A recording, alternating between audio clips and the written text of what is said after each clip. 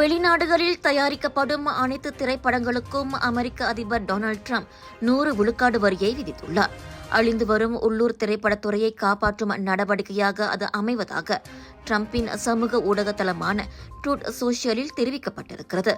வெளிநாடுகளில் தயாரிக்கப்படும் மற்றும் அமெரிக்காவுக்குள் நுழையும் அனைத்து திரைப்படங்களுக்கும் அந்த 100 விழுக்காடு வரியை விதிப்பதை விரைவுபடுத்துமாறு வர்த்தகத்துறை மற்றும் அமெரிக்க வாணிப பிரதிநிதிகளை அவர் உத்தரவிட்டுள்ளார். ஹாலிவுட்டும் இதர பல்வேறு துறைகளும் கடுமையாக பாதிக்கப்பட்டுள்ளன. இது வெளிநாடுகளின் திட்டமிட்ட சதி என ட்ரம்ப் கூறிக்கொண்டுள்ளார்.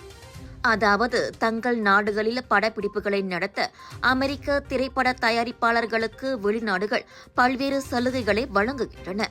இதனால் உள்நாட்டில் திரைப்படத்துறை நலிவடைகிறது.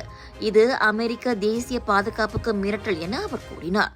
பரஸ்பர வரி என்ற பெயரில் சீனா மற்றும் தனது நேரெதிர் போட்டியாளர்களுக்கு குடைச்சல் கொடுத்து வந்த ட்ரம்ப் திடீரென சினிமா துறையில் கை வைத்திருப்பது ஒட்டுமொத்த உலக திரைத்துறையினரை அதிர வைத்துள்ளது.